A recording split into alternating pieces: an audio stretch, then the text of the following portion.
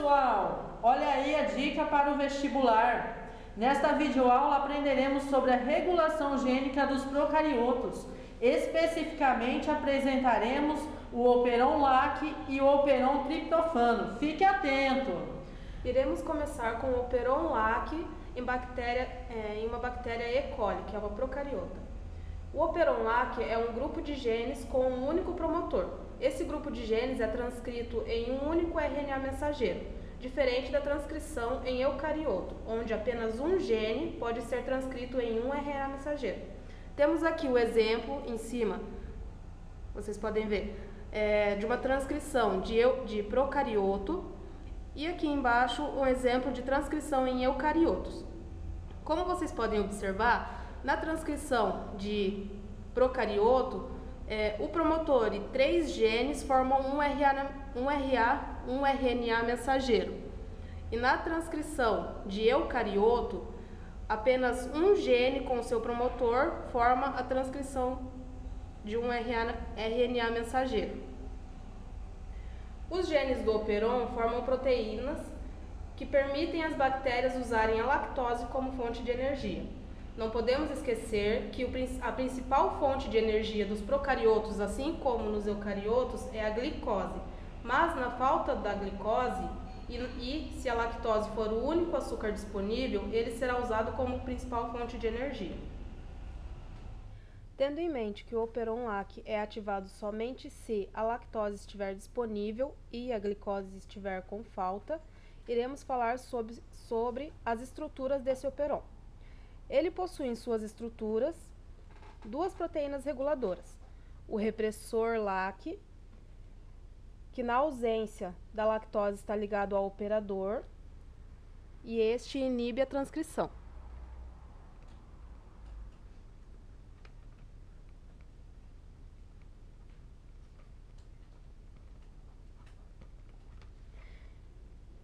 E a proteína reguladora CAP, que ela auxilia a RNA polimerase na transcrição.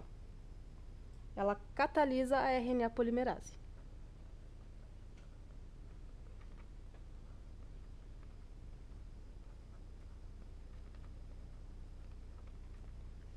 Temos também na estrutura do operon o operador, o promotor primeiro, que é o sítio de ligação da RNA pol, a RNA polimerase. O operador é o local onde se liga a proteína repressora LAC e ele está sobreposto ao promotor. Ele está sobreposto ao promotor para impedir a transcrição. Então, o operador é o local onde se liga a proteína repressora LAC.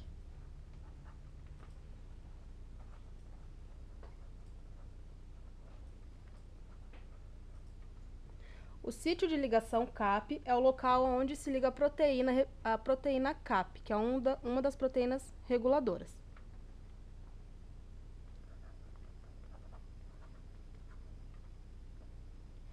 E por último, os genes do operon, que dão origem às proteínas que irão quebrar a lactose.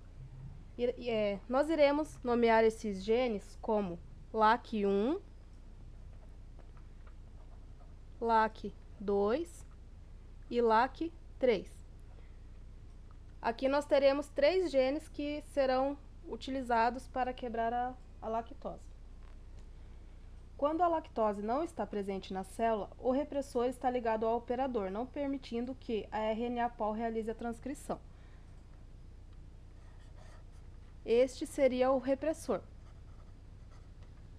Ele fica ligado ao operador e o operador, sendo depois do promotor, não permite que a RNA pol siga seu ciclo com a transcrição. A partir do momento em que a célula tem lactose, representada por esses pontinhos, e não tem glicose, que seria a principal fonte de energia, a lactose se liga ao repressor, que seria essa representação. A lactose, ela se liga ao repressor que estava no operador, modificando a estrutura dele. O repressor, ele está presente no operador, A lactose se liga a ele, modificando sua estrutura, se desligando do operador, permitindo então que a RNA pol se ligue ao promotor,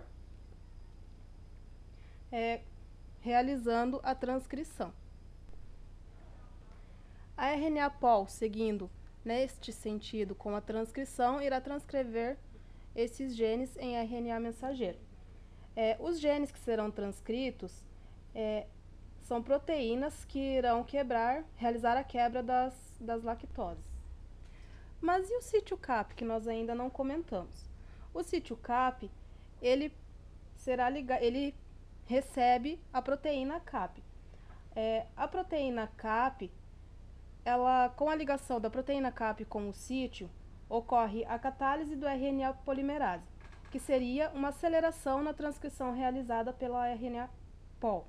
Sem a proteína CAP, a RNA pol demoraria muito mais tempo para realizar a transcrição. Entender esse processo é fundamental para compreender o funcionamento do operon LAC.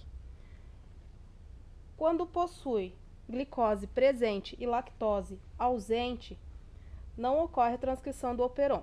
Isso porque o repressor LAC permanece ligado ao operador, impedindo a transcrição pela RNA polimerase. Quando a glicose está presente e a lactose também está presente, ocorre a transcrição, mas em um nível muito baixo, porque o repressor LAC ele é liberado do operador pela lactose. No entanto, a CAP se mantém inativa e não é capaz de se ligar ao DNA, portanto a transcrição acontece em um nível muito baixo e fraco, por causa que tem presença da glicose também. Quando a glicose está ausente e a lactose está presente, ocorre intensa transcrição do operon LAC. O repressor se solta do operador, a CAP está ativa e se liga ao DNA. A CAP auxilia a RNA polimerase a se ligar ao promotor, permitindo altos níveis de transcrição. Além do operon LAC, temos o operon TRP, ou operon triptofano, essencial na produção de triptofano, que por sua vez é encontrado em banana, leite, peixe, entre outros alimentos. O triptofano, como todos os aminoácidos, são responsáveis pela produção de proteínas para o nosso corpo.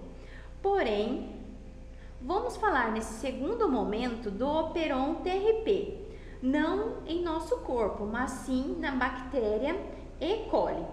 O TRP é parte integrante do genoma da E. coli. O operon é uma combinação de uma sequência reguladora do DNA, contendo o promotor, o operador e os genes a ele associado. A sequência que chamamos de promotor se liga a RNA pol. É a partir daí que se inicia a transcrição. Na sequência que chamamos de operador, se liga a proteína repressora, essencial para barrar a atividade da RNA pol. Isso quando ela não for necessária. Entendendo isso, é fundamental para compreender como funciona o operon. Mas o que esses genes de fato codificam?